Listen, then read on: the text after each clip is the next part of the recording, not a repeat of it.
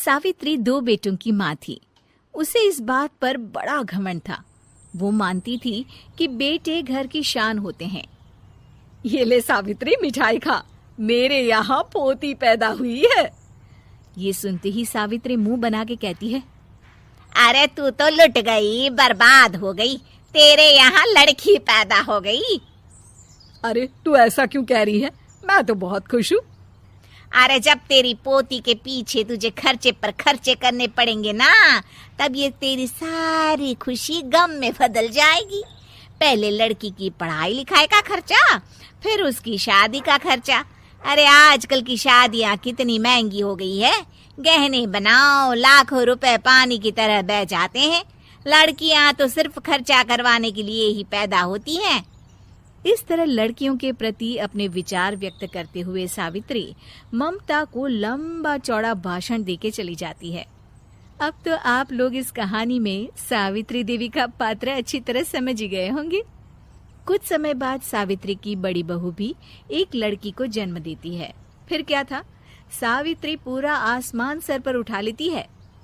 हे भगवान, ये तू मुझसे किस जन्म का बदला ले रहा है?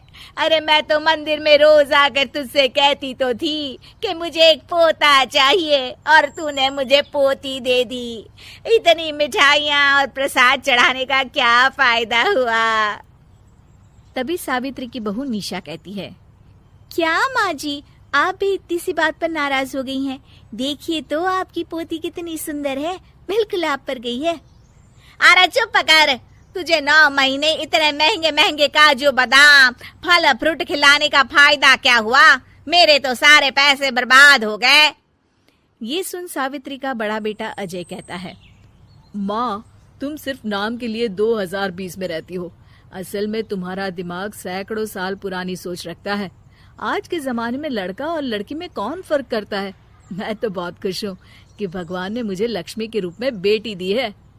लेकिन सावित्री पर अजय की बातों का कोई असर नहीं होता। नालायक, अपनी पत्नी की जबान बोल रहा है। मेरा बड़ा बेटा तो हाथ से गया। लेकिन सावित्री देवी हार मानने वाली नहीं थी। वो पोते की चाह में अपने छोटे बेटे विजय की शादी करवा देती है।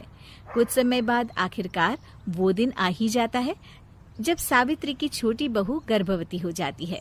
सावित्री इतनी खुश हो जाती है कि वो बच्चे के जन्म से पहले ही सारे मोहल्ले में ढिंढोरा पीटने लगती है। ये क्या सावित्री, तू तो पोते के जन्म से पहले ही मिठाई बांट रही है।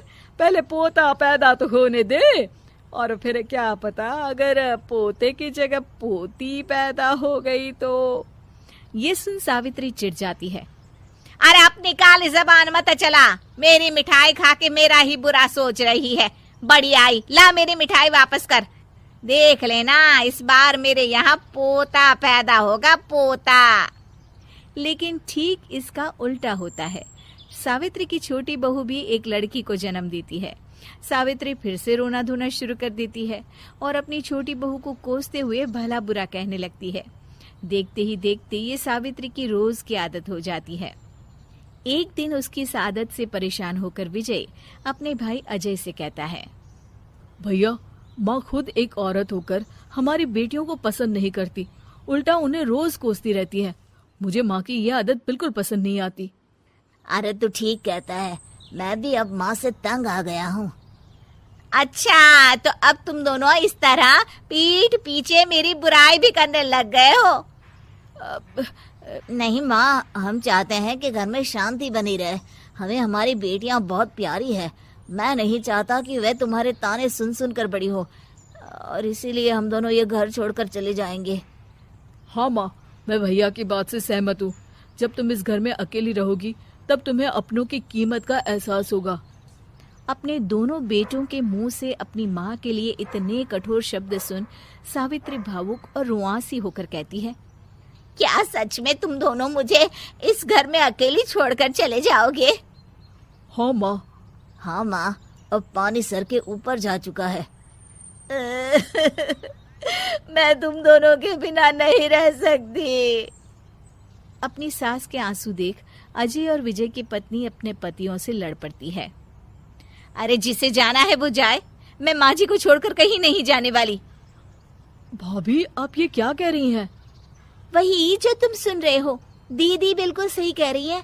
हम बेटियों के संस्कार हमें सिखाते हैं कि सास माँ समान नहीं बल्कि माँ ही होती है और उस माँ की जिंदगी भर सेवा की जाती है।